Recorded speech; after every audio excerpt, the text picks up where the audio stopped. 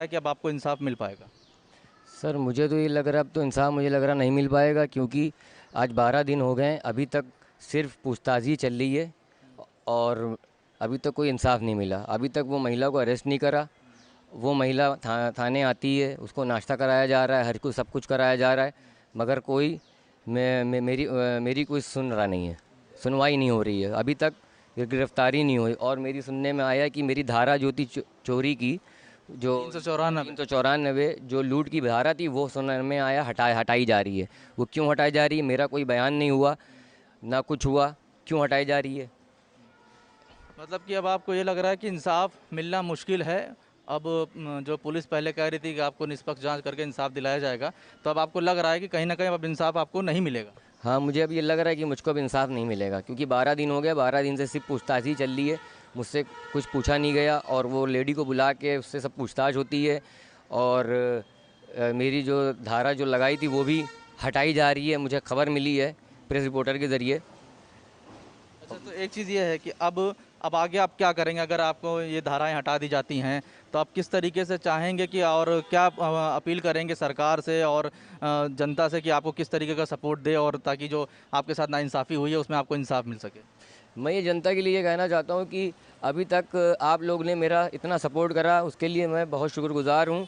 और आप आगे भी मेरा सपोर्ट करें, क्योंकि मुझे अभी कोई सुनवाई नहीं हो रही। आज 12 दिन पूरे हो गए हैं, अभी तक उन्हीं ने मेरी रिपोर्ट कुछ लिखी नहीं। और मैंने एप्लीकेशन जो दी थी, उसका भी कोई सुनवाई नहीं हुई। आज 12 दिन से सिर्फ यही चल रहा है, बयानबाजी। मुझे बुलाया भी नहीं गया, और लेडी को बुला के उससे सर पूरी तहकीकात पूछी जाती है, और उसको नाश्ता भी कराया जाता है। आपने ये फुटेज देखा होगा वीडियो में, वीडियो वायरल भी हुआ था। आप खुद सोचिए कि मुझे अभी तक इंसाफ क्यों नहीं मिला। यही चीज़ अगर मैं करता, मुझे तो तमाचे मार के मुझे बंद कर दिया जाता। अच्छा, एक चीज़ थी कि जैसे आपको भी बुलाया गया था बीच में, तो उसमें आपका कोई बयान वगैरह नहीं दर्ज कराया गया था? नहीं, कोई दर्ज नहीं कराया बयान मन मेरा। खाली गाड़ी जमा करा के रख ली थी, जो गाड़ी मिल गई आपको? गाड़ी अभी नहीं मिली है, बोला था कि आके 2 दिन में ले लीजिएगा। बयान दर्ज नहीं कराया। और अगर ये, मैं ये भी कह रहा हूँ कि मेरा कोई बयान नहीं, अगर बयान दर्ज कराया होता तो मेरी सिग्नेचर होती, मेरी हेड राइटिंग से मेरा बयान लिया जाता, मगर उन्हीं ने ऐसा कुछ नहीं किया है।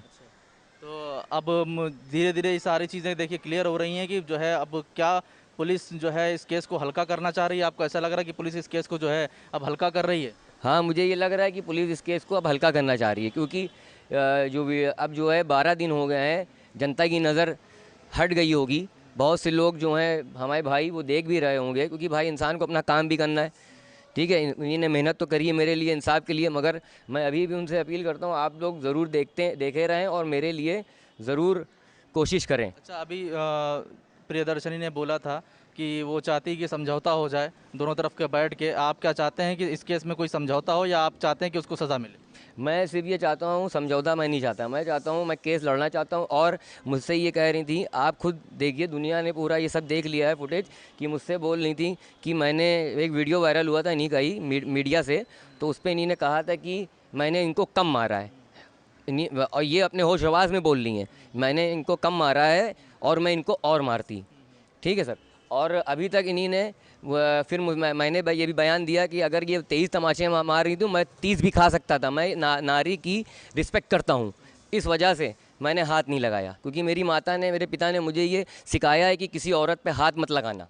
कहीं आपको इस वक्त दुख हो रहा है कि आपको इंसाफ मिलने में इतनी देरी हो रही है, और अब आपको ये भी लग रहा है कि हाँ, मेरे साथ नाइंसाफ़ी हुई, इतना मार भी खाया, सब कुछ हुआ, मगर कोई कार्रवाई नहीं हुई? कहीं ना कहीं आपको दुख और तकलीफ है इस बात की? बहुत तकलीफ़ है मुझे इस बात की।